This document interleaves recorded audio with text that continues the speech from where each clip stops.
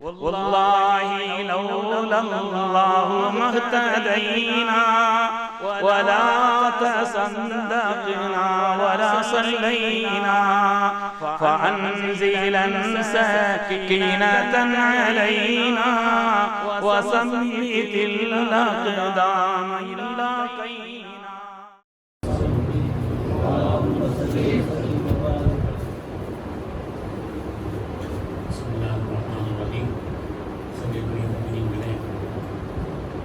அல்லாஹ்வுடைய மகத்தான கருணையினாலே வருஷத்தினுடைய புனிதமான ஹஜ்ஜினுடைய காரியங்கள் குறிப்பிட்ட நாட்களில் நிறைவேற்ற வேண்டிய அந்த காரியங்கள் அல்லாஹ்வுடைய உலகத்தினுடைய எண்ணிலிருந்தும் அதன் இல்லத்தை நோக்கி வந்த நன்மக்களான ஆதிகள் அல்லாஹ்வுடைய கருணையினாலே தங்களுடைய ஹஜ்ஜை முடித்துவிட்டு தாயகம் திரும்பிக் கொண்டிருக்கிறார்கள்.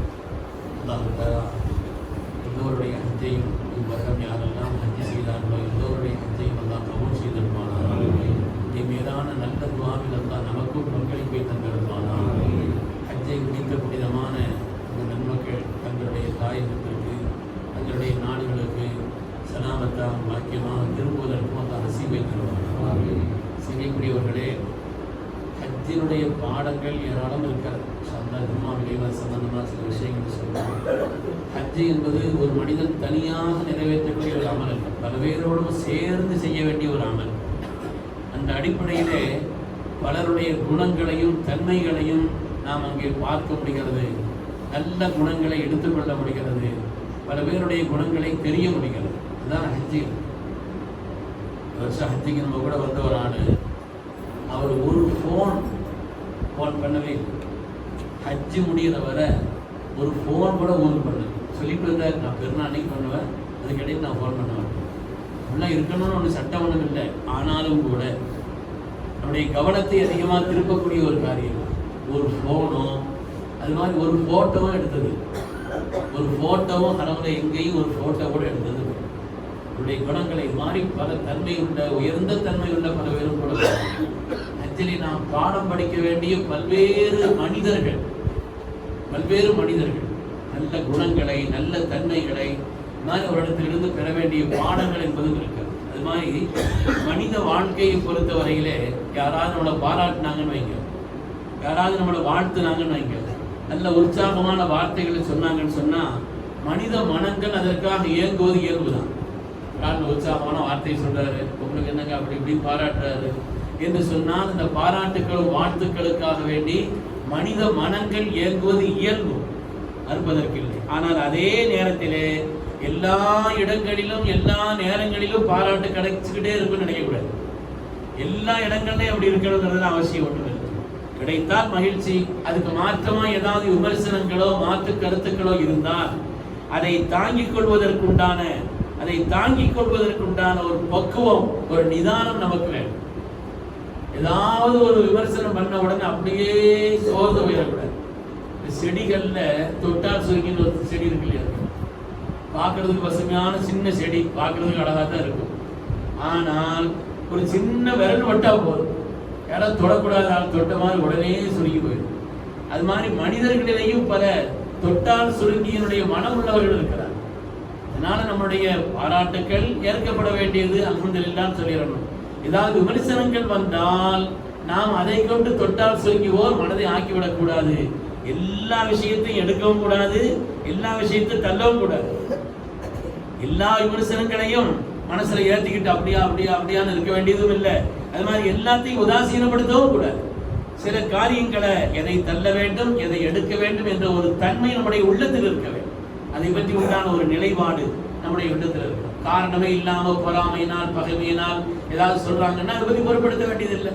ஆனால் நம்ம மீது அக்கறை கொண்டு ஏதாவது ஒரு நல்ல காரியத்தை சொல்றாங்கன்னு சொன்னா அதை கேள்விப்பட்டவன்னு சொன்னா நம்முடைய மனதை பக்குவப்படுத்தி அதை மாற்றிக் கொள்வதற்குண்டான ஒரு நிலையையும் நம்மிடத்தில் நாம் உண்டாக்கி கொள்ள வேண்டும்.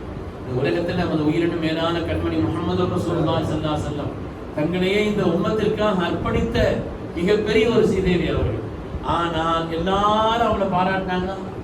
எல்லாரும் அவளை கொண்டாடினாங்களா? எல்லாரும் முஹம்மது நம்மளுடைய திருநாமம், முஹம்மது என்பது திருநாமம், புகழப்பட்டவர் புகழுக்குரியவர் என்றும் புகழுக்குரியவர்கள். ஆனால் அதை அந்த பேரை கூட பிடிக்காத சில பேர் நாயகத்தை பார்த்து முதம்மம் சொன்னார், படிக்கப்பட்டவர், இழிவானவர் அப்படின்னு அந்த வார்த்தையை சொன்னார். சல்லாசலத்தில் சொன்ன உடனே சல்லாசல விமர்சனத்தை எப்படி எடுக்கிறாங்க பாரு. சல்லாம் சொன்னாங்க, யாரோ ஒரு முதம்மம் அவங்க படிக்கிறாங்க, வான முகமது, நான் முகமது அல்லவன். யாரோ முதம்மம்னு ஒரு ஆளை அவங்க அந்த பேரை சொல்லி திட்டுறாங்க, அந்த பேரை சொல்லி விமர்சிக்கிறாங்க. வான முகம்மதும் எனக்கு என்னுடைய பெற்றோர்கள் வைத்த பெயர், ஆனால் என்னுடைய பெயர் முகமது அல்லவான்னு சொன்னாங்க. அந்த விமர்சனத்தை எப்படி அவங்க எடுத்துக்கிட்டாங்க என்பது பார்க்கணும். வாழ்க்கையில் அப்படிப்பட்ட ஒரு குணங்கள் என்பது வேணும். அருமையான பெருமக்களே, நம்மளை விமர்சிக்கிறவங்க சில நேரங்கள்ல அரிதாக ஏதாவது உண்மைகள் இருக்கலாம், அதனால அது தட்டணும் அப்படிங்கிற அவசியம் இல்லை. வாழ்க்கையில யார் சீக்கிரமாக எளிதில் பாராட்டுகளுக்கு மயங்குகிறார்களோ, யார் சீக்கிரமாக யாராவது பாராட்டவன் அப்படியே மயங்கி போயிடுறாங்களோ, அவங்க தான் கண்டனங்கள் வரும் பொழுது, ஏதாவது விமர்சனங்கள் வரும் பொழுது ரொம்ப சோர்ந்து போயிடுறாங்க. அப்படி ஆண்கள் தான் ரொம்ப சோர்ந்து போயிடுவாங்க. அப்படி இருக்க வேண்டியது. குணங்கள் என்பது மனிதர்களிடத்தில் பாடம் படிக்க வேண்டிய ஒரு நிலை.